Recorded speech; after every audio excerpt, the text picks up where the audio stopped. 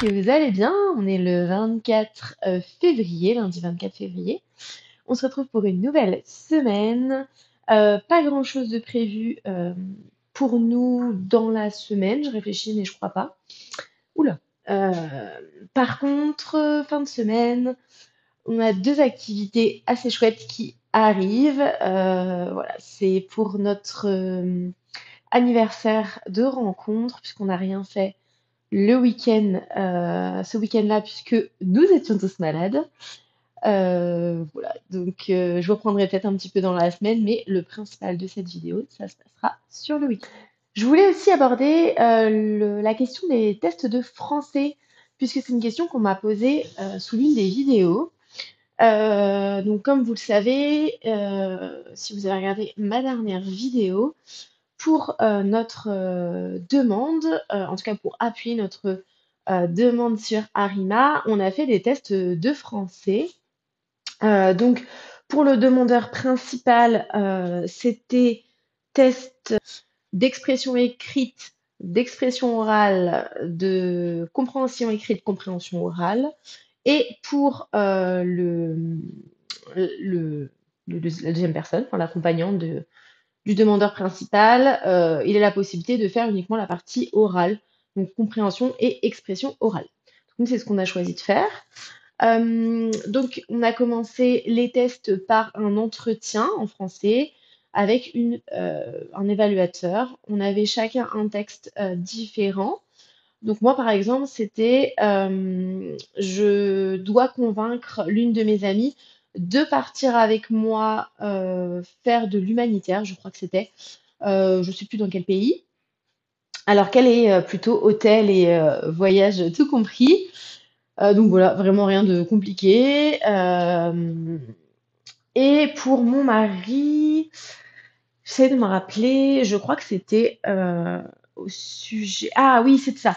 Il prenait un appel téléphonique d'une personne qui posait des questions sur des prestations. Je suis désolée, le contre-jour est vraiment horrible. Sur des prestations de coiffure. Voilà, parce qu'il travaillait dans un institut, enfin, institut, non, chez un coiffeur. Voilà pour la compréhension dans l'expression orale. Bon, je reprends ici parce que j'ai mal au bras. Concernant les tests, donc la partie écrite, donc compréhension écrite, c'était différents textes pour lesquels on avait des questions. L'expression écrite, c'est de mémoire, il y avait des questions, il fallait répondre avec un certain nombre de mots, donc des paragraphes d'expression, quoi, comme une rédaction. Et c'était 3 ou 4 petites rédactions, je me souviens plus. Il m'en manque un. Ah oui, la compréhension orale, ce sont des textes que vous entendiez. De mémoire, vous ne pouvez pas les réécouter trop de fois. Je crois que vous les entendez 2 fois. Et ensuite, vous avez les questions. Écoutez, bon, voilà, je pense qu'il faut quand même être un peu concentré. Il y avait aussi une question sur le niveau administratif. Alors, j'ai pas tout à fait compris la question. C'était le niveau pour faire l'administratif. L'administratif, moi, j'ai trouvé qu'on pouvait le faire seul. Je dirais que c'est plutôt la stratégie d'immigration pour laquelle il faut être accompagné. Pour la partie papier, tout est noté. Voilà, il y a rien de. C'est noté. Enfin voilà, si vous suivez pas à pas ce qui est noté, il y a pas de surprise. Tous les documents vous sont indiqués. Vous avez plein de forums et plein de groupes Facebook dans lesquels vous pouvez trouver des infos. Et par contre, si la question concernait le niveau d'études, pour moi, c'est pas vraiment une question de niveau, c'est plutôt une question de est-ce que votre métier est recherché ou non. Puisque vous pouvez très bien avoir, ce qui est notre cas, un métier manuel avec uniquement un BEP ou un bac pro, mais ça vous rapporte davantage de points qu'un master qui ne les intéresse pas. Voilà, dans une discipline qui ne les intéresse pas.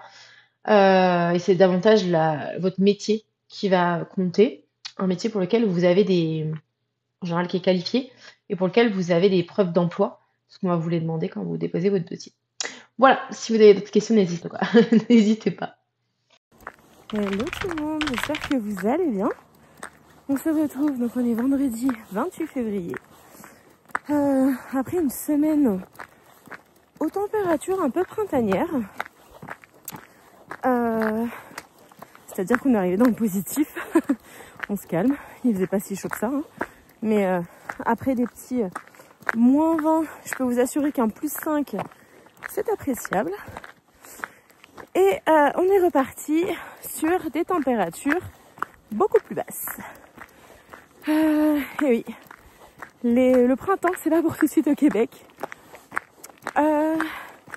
Écoutez, la semaine est passée vite. On est enfin au week-end. C'est aussi la semaine de relâche pour les enfants, c'est-à-dire la semaine de vacances. Ce qui est vraiment cool, c'est qu'elles n'ont pas de devoirs. Alors ça, c'est vraiment quelque chose que je trouve super.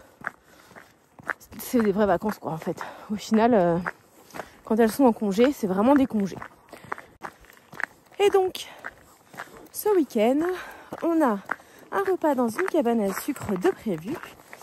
Une cabane à sucre, pour ceux qui ne connaissent pas, c'est vraiment une tradition québécoise de se rendre en fait dans ces endroits où on récolte et on transforme l'eau d'érable en sirop d'érable.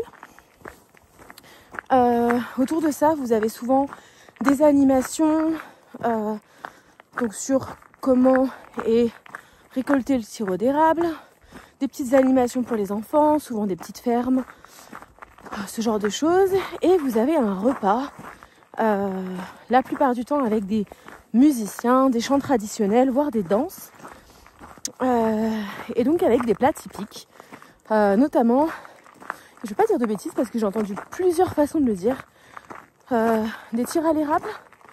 En gros, c'est du sirop d'érable qui est disposé sur une espèce de glace pilée, sur de la glace, et avec un petit bâton, comme un petit bâton de glace, on en fait une espèce de sucette, donc un suçon pour ici.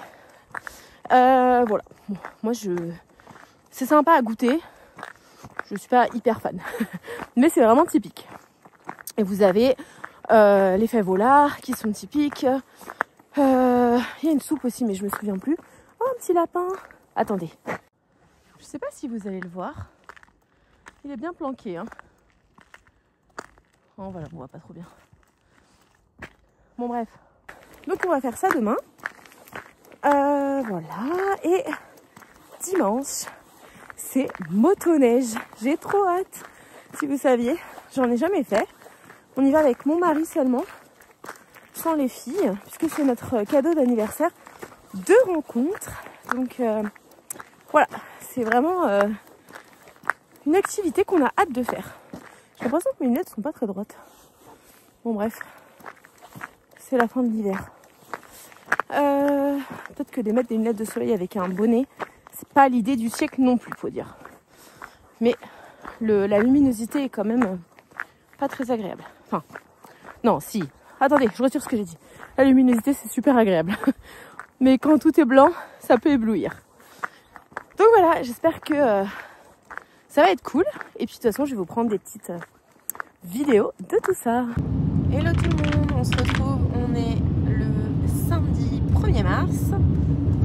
On part direction l'Érablière pour aller faire un repas du temps des sucres. Comme vous voyez peut-être, on a du soleil, il était prévu de la neige, il y en a eu un petit peu, beaucoup moins que ce qui était prévu puisqu'ils avaient prévu environ, je crois que c'était 15 ou 20 cm et au final il est tombé je crois 3-4 cm et sur les routes c'est complètement dégagé. La rivière, je ne sais pas si vous allez la voir, elle est complètement dégelée et il fait 4 degrés, donc beaucoup plus doux que ce qui était prévu. Et je regardais un article de la météo ce matin. Il disait que le mois de mars c'était le plus difficile de prévoir le temps puisqu'en fait il y avait des grosses variations entre ce qui était attendu et ce qui arrivait réellement. Aussi bien on peut avoir de la neige qu'on peut avoir juste de la pluie. En tout cas, normalement pour demain c'est du soleil.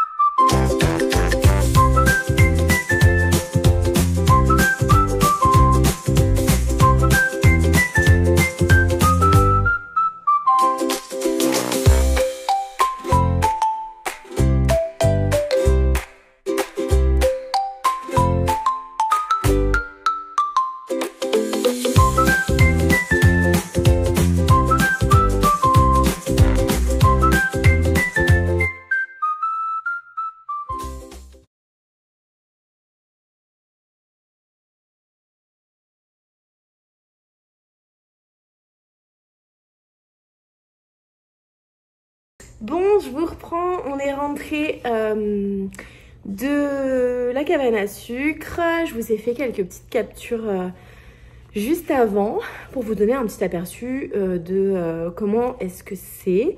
On avait déjà fait une cabane à sucre il y a 2 ans. Je sais plus exactement quand. Ouais, 2 ans à peu près. 2 ans et demi peut-être. C'était chez Dany, au niveau de un peu plus loin de Trois-Rivières. Là, on a été au Verger d'Émilie, je crois que ça s'appelle, en Montérégie. C'était vraiment très cool, super ambiance, de la musique. On avait du choix au niveau des plats, c'était du libre service. Je trouve ça sympa pour essayer plein de choses différentes. Et c'est vrai qu'on avait vu sur Google, au niveau des avis, que les gens expliquaient qu'il y avait des plats qui n'étaient pas forcément retrouvés ailleurs. Par exemple, le saumon. C'est rare qu'on en trouve dans les cabanes à sucre a priori. Écoutez, c'était bon. Même une belle expérience.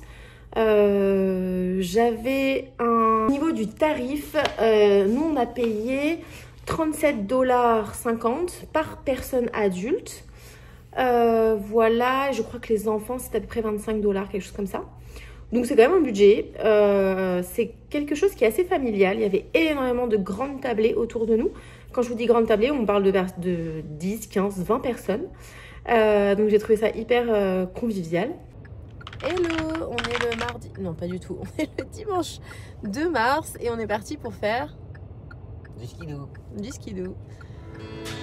On a le soleil avec nous, je vais surveiller par la fenêtre.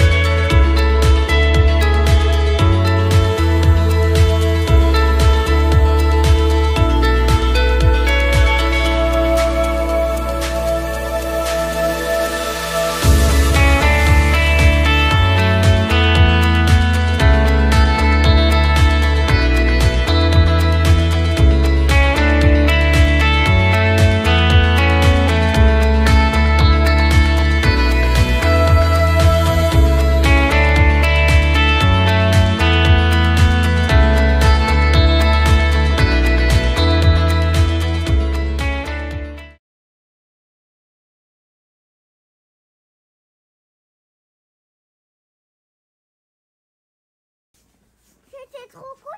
Il y avait... Je vous reprends, vous êtes calés dans mon placard.